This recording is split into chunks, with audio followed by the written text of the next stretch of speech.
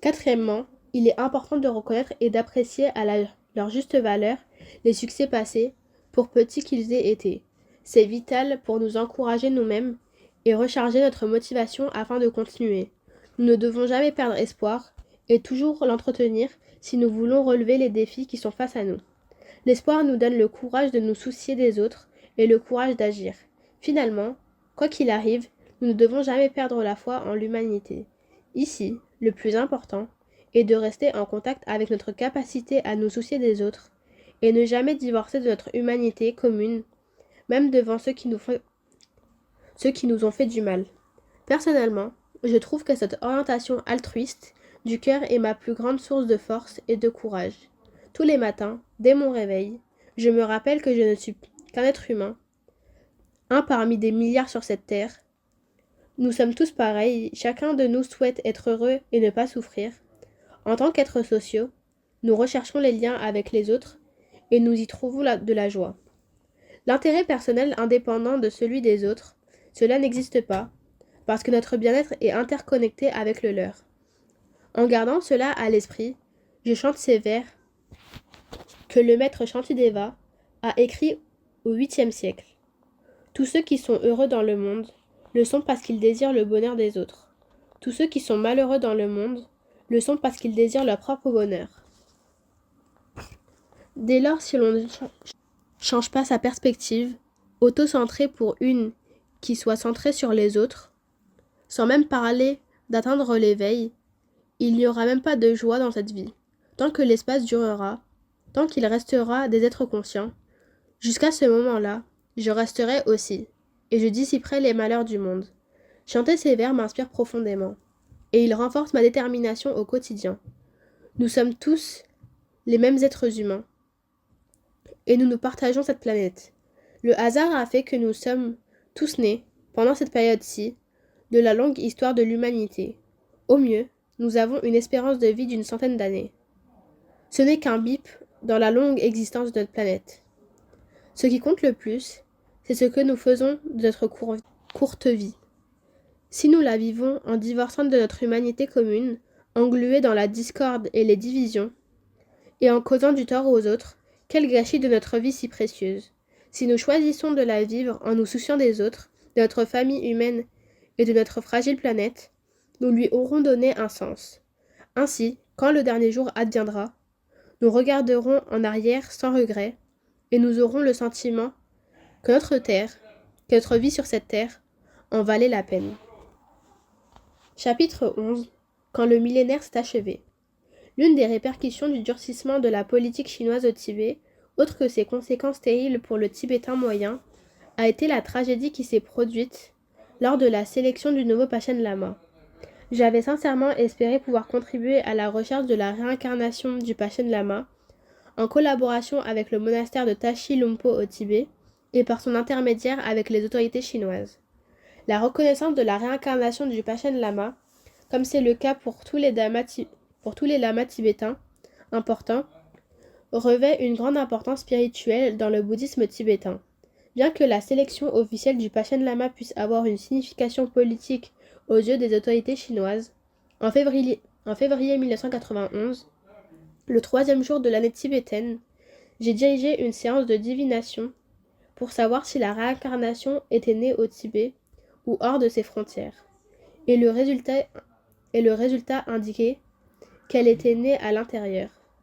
Alors en mars 1991, j'ai fait parvenir un message à Pékin par l'intermédiaire de l'ambassade chinoise à New Delhi, dans lequel j'exprimais mon souhait de les aider dans la recherche du nouveau Panchen Lama. Depuis que Lobsang Choki Gyaltsen, le 4e Panchen Lama, a reconnu le 5e Dalai Lama au 7e siècle, les Dalai Lama et les Panchen Lama ont joué un rôle clé dans la reconnaissance de leur réincarnation mutuelle. Au regard de cette tradition historique, les Tibétains partout dans le monde, ainsi que les communautés de bouddhistes tibétains dans la région de l'Himalaya, qui ont un lien historique avec l'institution du Panchen Lama, se sont tournés vers moi pour me demander de reconnaître le nouveau Panchen Lama. C'était donc ma responsabilité, tant historique que morale, de contribuer à cette recherche. Le 17 juillet 1993, Jadrel Rinpoché, l'abbé de Tashi Lumpo, responsable du processus de recherche, s'est entretenu avec mon frère Galtondu à Pékin et lui a remis un manuscrit où il me demandait de l'assister. Naturellement, j'ai supposé que Jadrel Rinpoché agissait en parfait accord avec la direction chinoise et je l'ai donc invité à Dharamsala pour que nous consultions. Il n'a pas été en mesure de venir, mais fin 1994, j'ai reçu une liste de plus de 20 candidats soigneusement sélectionnés par Jadrel Rinpoché. Il m'a aussi indiqué que son équipe et lui considéraient l'un de ces candidats, Gendun Chokye Nimya, était la véritable réincarnation. En m'appuyant sur ces informations, j'ai effectué une série de divinations assorties d'autres procédures traditionnelles comme la consultation des oracles, et j'ai été content d'arriver à la même conclusion. En février 1995, nous avons transmis confidentiellement cette information à Jadrel Rinpoché avec le texte d'une prière pour souhaiter longue vie au jeune 11e Pachen Lama. J'espérais qu'il saurait naviguer dans les eaux de la politique à Pékin. Étant donné que la réincarnation d'un lama est une question religieuse dans le bouddhisme tibétain, comme le candidat choisi se trouvait dans un territoire sous contrôle chinois, j'espérais que le choix de Jadrel Rinpoché et de son équipe serait acceptable pour les dirigeants chinois. J'ai aussi écrit confidentiellement à Geshe Yenche Wangchuk, un moine important du monastère de Sera au Tibet, pour l'informer qu'à ma grande joie, mes observations confirmaient le choix du candidat recommandé par le comité de recherche. Je lui ai envoyé une copie de la longue prière que j'avais composée pour le nouveau Pachen Lama, en demandant que Geshe joue de son influence pour convaincre les autorités chinoises que les parents du nouveau Pachen Lama n'avaient aucun contact avec moi. Je l'ai aussi informé du fait que pour l'instant, je ne comptais pas révéler le résultat de mes observations. Malheureusement, en mars 1995, le gouvernement chinois a demandé qu'on place de 3 à 5 noms dans une urne en or pour une sélection par tirage au sort, plutôt qu'en approuvant la véritable réincarnation. Cela m'a placé dans une position intenable. Ils allaient probablement choisir le mauvais candidat. Alors, après une série de divinations, j'en suis venu à conclure que je devais faire part du résultat de mes divinations sur la réincarnation du Pachen Lama aux Tibétains partout dans le monde.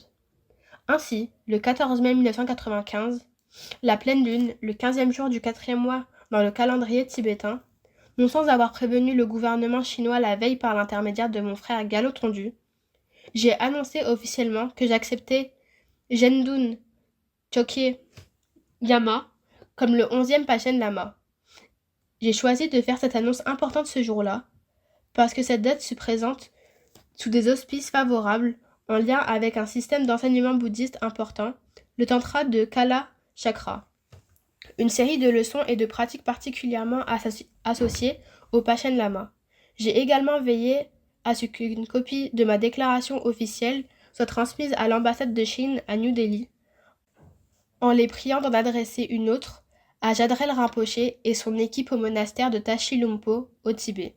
Pour moi, cette confirmation de la réincarnation du Pachen Lama était avant tout une question d'intégrité des traditions du bouddhisme tibétain.